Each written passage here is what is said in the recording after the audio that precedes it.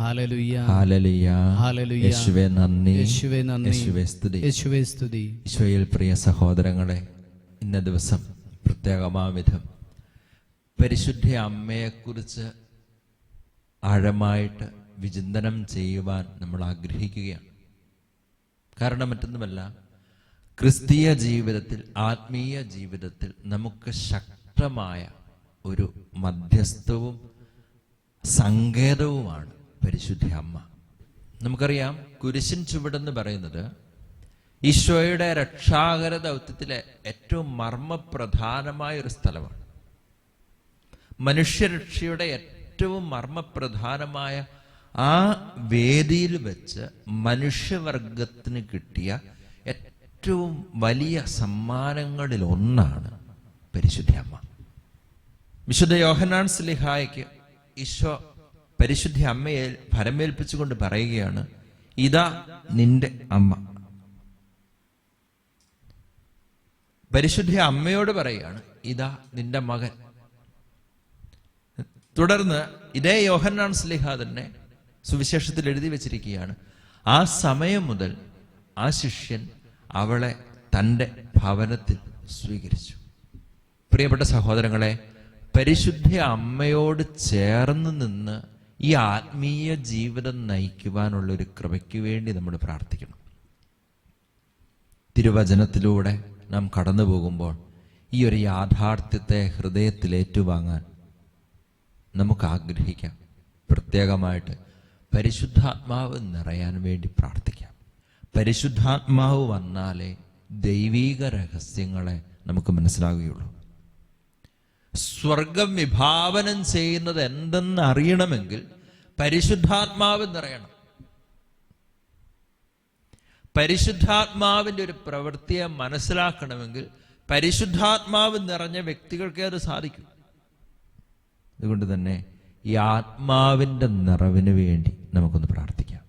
നമുക്കൊരു നിമിഷം കരങ്ങളൊന്ന് യാചനാരൂപത്തിൽ പിടിച്ച് കണ്ണുകളടച്ച് പരിശുദ്ധാത്മാവിൻ ഒരു പുതു സ്നാനത്തിന് വേണ്ടി നമുക്ക് ദാഹത്തോടെ പ്രാർത്ഥിക്കാം. സ്ലിഹന്മാരിൽ നിറഞ്ഞ അതേ അഭിഷേകം നമ്മളിൽ നിറയണം. ദൈവസ്നേഹത്തിൻ്റെ വലിയ ആഴങ്ങൾ നമ്മുടെ ഹൃദയങ്ങളിൽ ഉജ്ജ്വലിപ്പിക്കുന്ന, കൃപയുടെ വലിയ അഭിഷേകം നമ്മളിൽ ജ്വലിപ്പിക്കുന്ന ആത്മാവിൻ്റെ നിറവിന് വേണ്ടി നമുക്ക് ദാഹത്തോടെ പ്രാർത്ഥിക്കാം. ഈ സമയം പരിശുദ്ധാത്മാവേ നീഴും നെള്ളി വരണമേ എൻ്റെ ഹൃദയത്തിൽ. ആത്മാവേ ദിവ്യദാനങ്ങൾ ചിന്തി എന്നുള്ളിൽ ദൈവസ്നേഹം നിറയ്ക്കണേ. ദൈവസ്നേഹത്തിന്റെ അഭിഷേകത്തിന് വേണ്ടി ദാഹത്തോടെ പ്രാർത്ഥിക്കട്ടെ. പരിശുദ്ധാത്മാവേ നീയേഴും നെള്ളി വരണമേ എൻ്റെ ഹൃദയത്തിൽ. ദിവ്യദാനങ്ങൾ ചിന്തി എന്നുള്ളിൽ ദൈവസ്നേഹം നിറയ്ക്കണേ. സ്വർഗവാതിൽ തുറക്കുന്ന അഗ്നിയെ ഞങ്ങളിലേക്ക് എഴുന്നള്ളി വരണമേ. സ്വർഗവാതിൽ തുറന്നു ഭൂമിയിൽ നിർഗളിക്കും പ്രകാശമേ. സ്വർഗവാതിൽ തുറന്നു ഭൂമിയിൽ നിർഗളിക്കും പ്രകാശമേ. അന്ധകാരവിരിപ്പു മാറ്റിടും ചന്തമേറുന്ന ദീപമേ. കേഴുമാവിലാശ വീശുന്ന മോഹന ദിവ്യ ഗാനമേ. പരിശുദ്ധാത്മാവേ നീയേഴും നെള്ളി വരണമേ എൻ്റെ ഹൃദയത്തിൽ. ദിവ്യദാനങ്ങൾ ചിന്തി എന്നുള്ളിൽ ദൈവസ്നേഹം നിറയ്ക്കണേ. പരിശുദ്ധാത്മാവിന്റെ നിറവിന് വേണ്ടി ആഗ്രഹിച്ച് സ്തുതിക്കട്ടെ. ഹാലലിയ ഹാലലിയ ഹാലലിയ. യേശുവേ ആരാധന ആരാധന ആരാധന ആരാധന ആരാധന ആരാധന ആരാധന. ഹാലലിയ ഹാലലിയ. പരിശുദ്ധാത്മാവേ, വചനത്തിന്റെ അഭിഷേകം ഞങ്ങൾക്ക് നൽകണമേ. ദൈവസ്നേഹത്താൽ ഞങ്ങളുടെ ഹൃദയങ്ങളെ ജ്വലിപ്പിക്കണമേ. കൃപാവരത്തിന്റെ വലിയ ശക്തി ഞങ്ങളിൽ വെളിപ്പെടുത്തണമേ. ഹാലലിയ ഹാലലിയ ഹാലലിയ ഹാലലിയ ഹാലലിയ ഹാലലിയ ഹാലലിയ. യേശുവേ ആരാധന ആരാധന ആരാധന ആരാധന ആരാധന ആരാധന ആരാധന ആരാധന. ഹാലലിയ ഹാലലിയ ഹാലലിയ ഹാലലിയ ഹാലലിയ ഹാലലിയ. യേശുവേ ആരാധന സ്തുതി സ്തുതി സ്തുതി. ഹാലലിയ ആരാധന ആരാധന ആരാധന ആരാധന ആരാധന. ഹാലലിയ ഹാലലിയ. പരിശുദ്ധ അമ്മേ, നല്ല മാതാവേ, കൃപാവരങ്ങളാൽ ഞങ്ങൾ പൂരിതരാകാൻ അമ്മ ഞങ്ങൾക്ക് വേണ്ടി മധ്യസ്ഥം പ്രാർത്ഥിക്കണമേ. നന്മ നിറഞ്ഞ മറിയമേ സ്വസ്തി, കർത്താവ് അങ്ങയുടെ കൂടെ സ്ത്രീകളിൽ അനുഗ്രഹിക്കപ്പെട്ടവളാകുന്നു.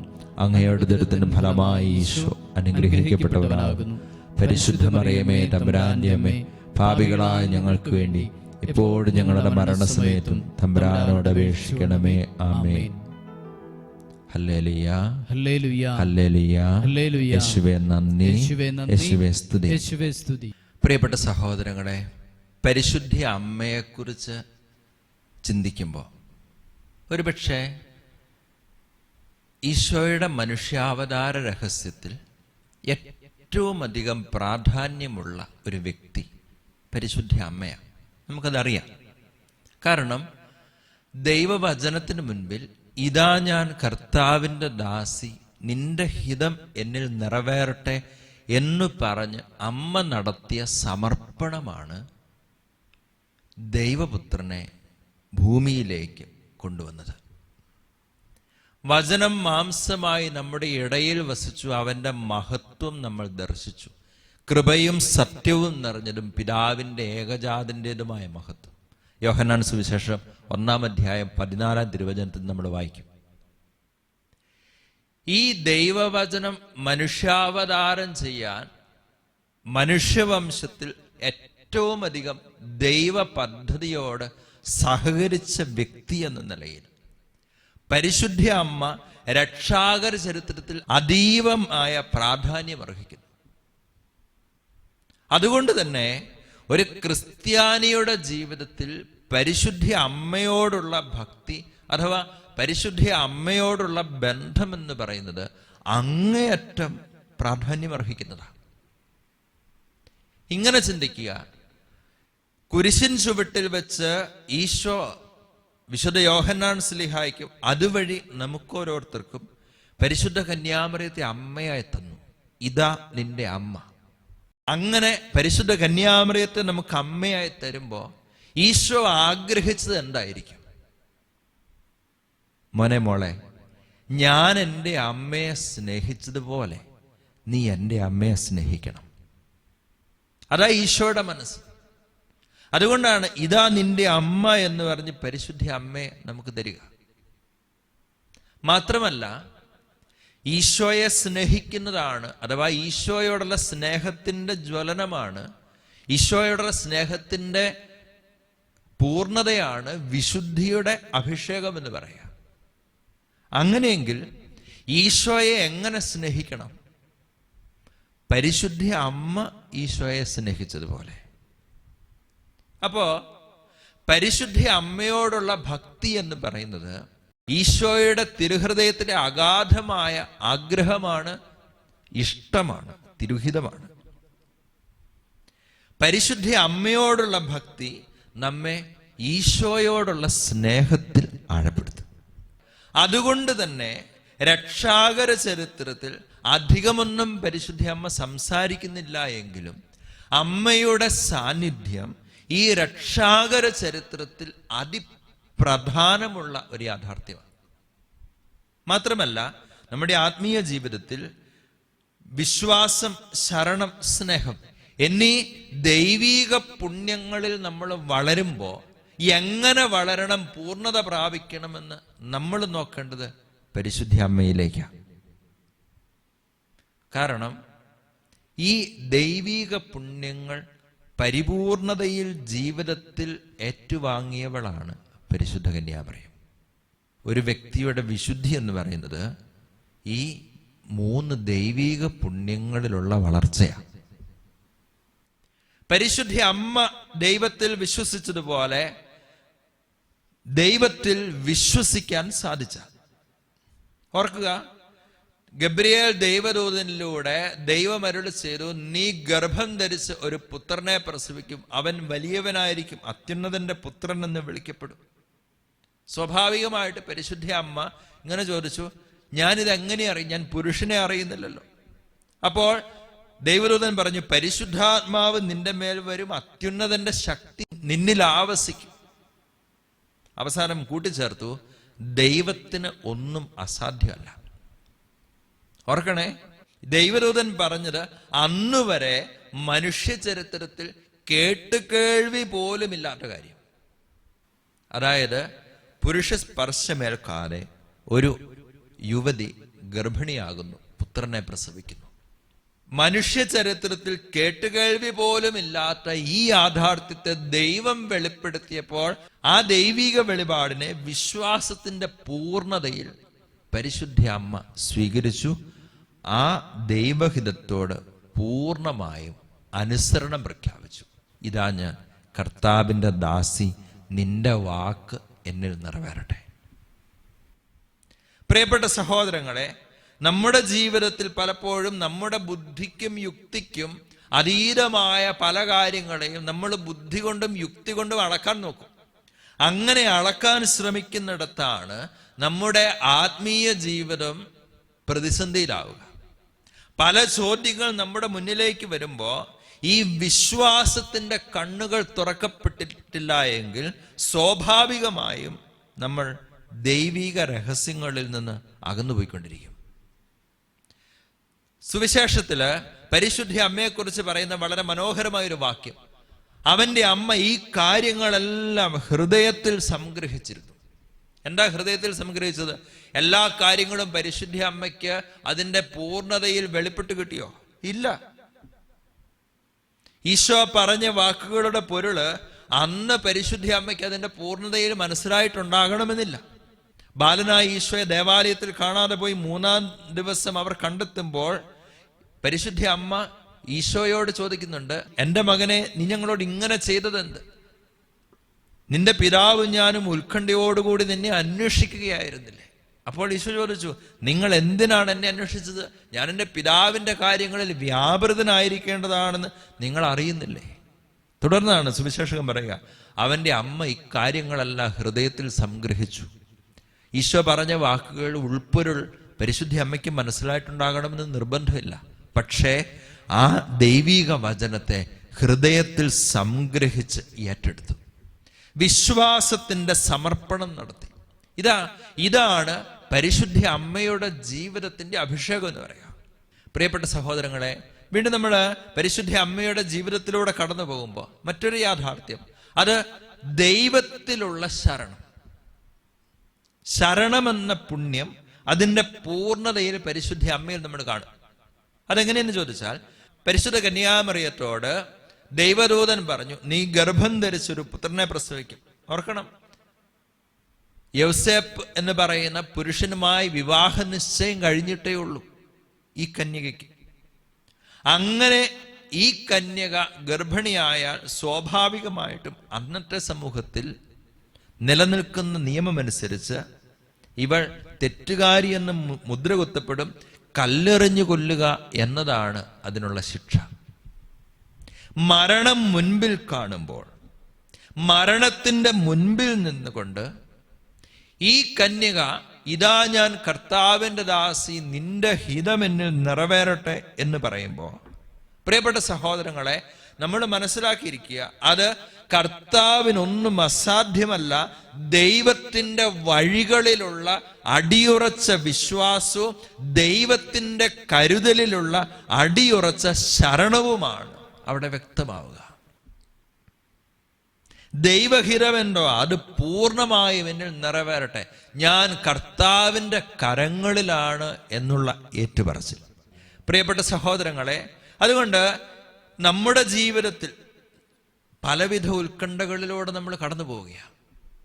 പ്രത്യേകിച്ച് ഈ പ്രതിസന്ധിയുടെ കാലഘട്ടങ്ങളിൽ സാമ്പത്തികമായിട്ടും ഭൗതികമായിട്ടും ഒക്കെ ഒരുപാട് പ്രതിസന്ധികളിലൂടെ നമ്മൾ കടന്നു പോകുമ്പോൾ നാളെ എന്ത് എന്ന ചോദ്യചിഹ്നം നമ്മുടെ മുമ്പിൽ ഉയരുമ്പോൾ പരിശുദ്ധ അമ്മ നമ്മെ പഠിപ്പിക്കുന്ന പ്രധാനപ്പെട്ട ഒരു പാഠമാണ്, ദൈവത്തിൽ ശരണപ്പെടുന്നവൻ തകർന്നു പോകില്ല.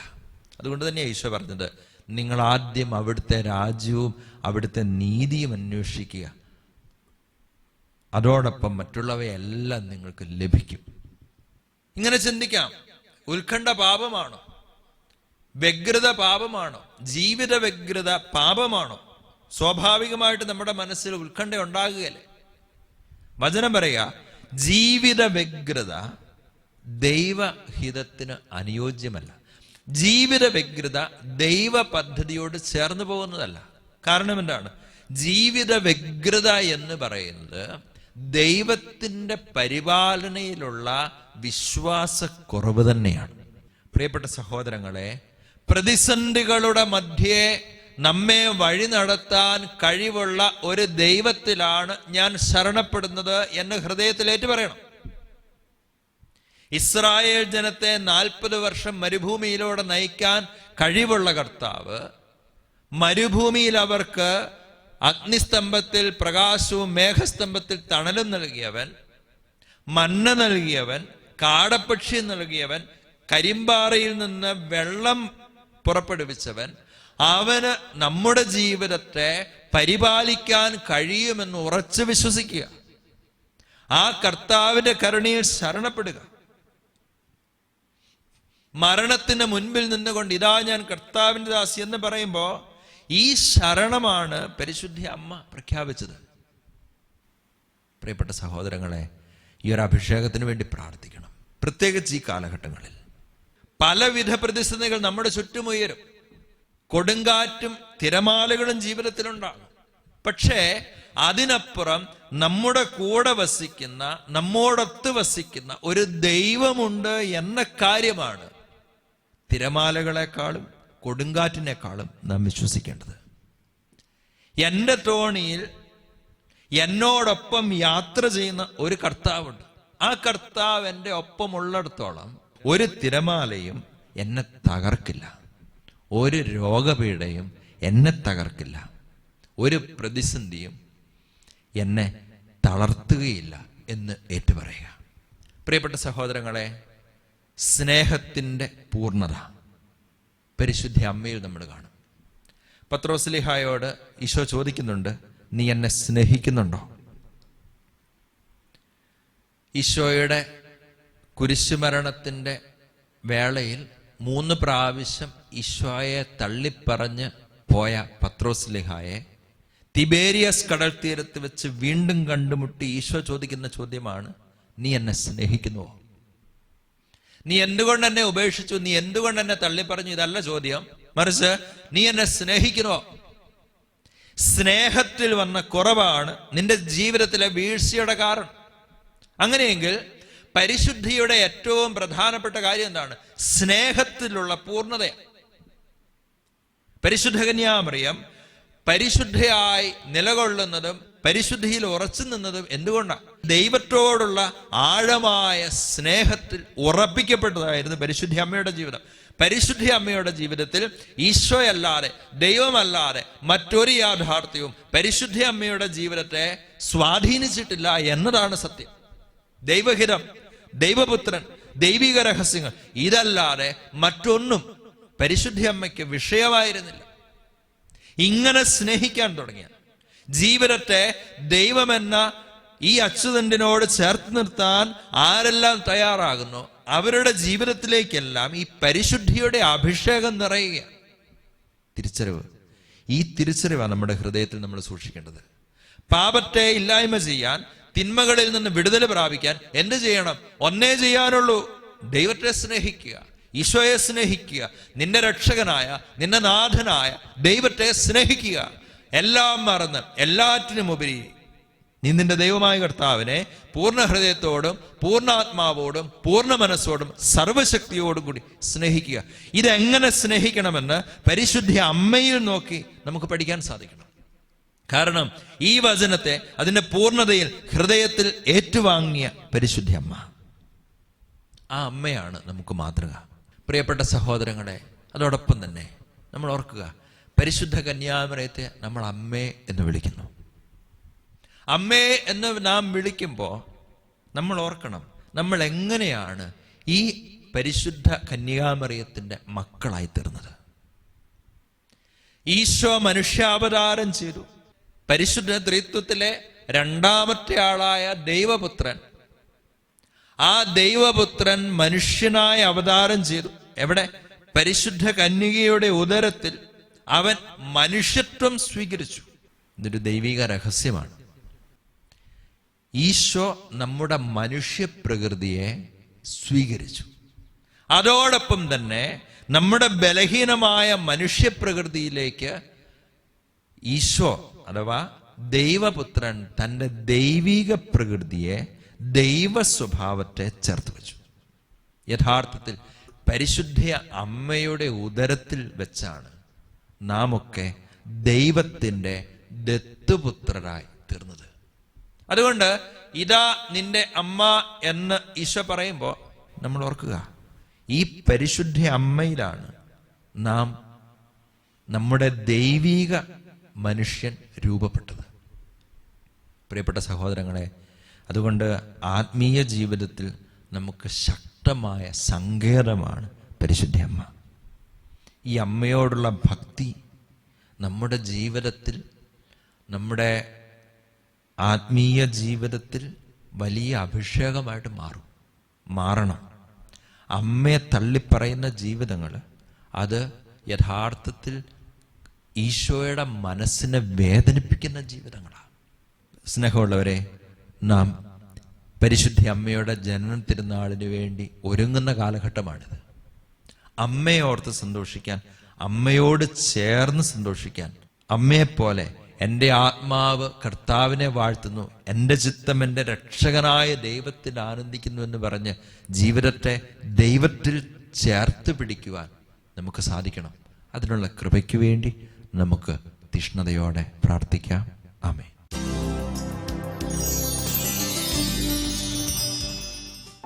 പരിശുദ്ധ കന്യാമറിയത്തിൽ നിന്ന് പിറന്ന്